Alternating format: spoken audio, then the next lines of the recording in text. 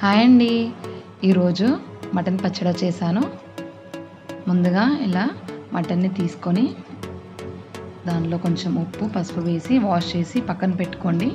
తర్వాత ఒక గిన్నెలో స్టవ్ మీద పెట్టుకొని దానిలో మటన్ వేసి అందులో కొంచెం పసుపు, ఉప్పు, ఒక పావు ఆయిల్ వేసి ఇలా కలిపి ఒక 5 మినిట్స్ అట్లా వాటర్ వచ్చే వరకు ఉండనివ్వండి. మటన్ని పొడేలు మాంసం అయితేనే చాలా టేస్టీగా ఉంటుందండి పచ్చడికి.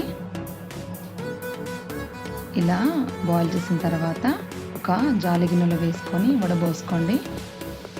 ఇలా ఒక 5 మినిట్స్ పక్కకు పెట్టుకోండి. తర్వాత ఒక గిన్నె పెట్టేసుకొని దానిని ఆయిల్ ఒక 3 కేజీల మటన్కి కిలో ఆయిల్ పడుతుందండి. తక్కువ ఉంటే ఒక పావు కేజీ కూడా తర్వాత చూసి పోసుకోండి. ఇలా ఆయిల్లో మటన్ని చాలా డీప్ ఫ్రై చేసుకోండి. ఒక 1/2 అవర్ ఖచ్చితంగా పడుతుంది. పీస్ అనేది మంచిగా గట్టిగా అవ్వాలండి, లేకపోతే మటన్ ఖరాబ్ అవుతుంది, పచ్చడి టేస్టీగా ఉండదు. ఇలా ఆయిల్లో చాలాసేపు ఫ్రై అయిన తర్వాత ఒక గుప్పెడు పుదీనా ఆకులను కూడా వేసుకొని ఫ్రై చేసుకోండి.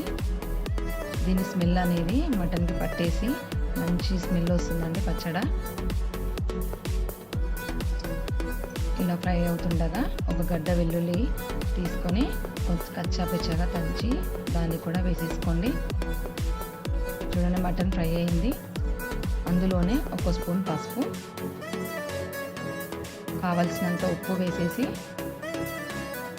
అల్లం వెల్లుల్లి పేస్ట్ అనేది 1 కేజీకి 1/2 కిలో పడుతుందండి. కేజీ మటన్కి 1/2 కిలో అల్లం వెల్లుల్లి పేస్ట్ వేసుకోవాలి.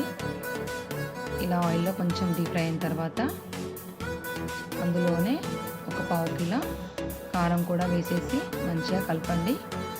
1 స్పూన్ మెంతిపిండి. స్టవ్ ఆఫ్ చేసిన తర్వాత అల్లం వెల్లుల్లి పేస్ట్ కూడా మళ్ళీ కొంచెం వేసేసుకొని తర్వాత అందులోనే 1 గ్లాసు నిమ్మరసాన్ని కూడా వేసేసి మంచిగా కలిపి పెట్టేసేయండి. అంతే, మటన్ పచ్చడి రెడీ అండి.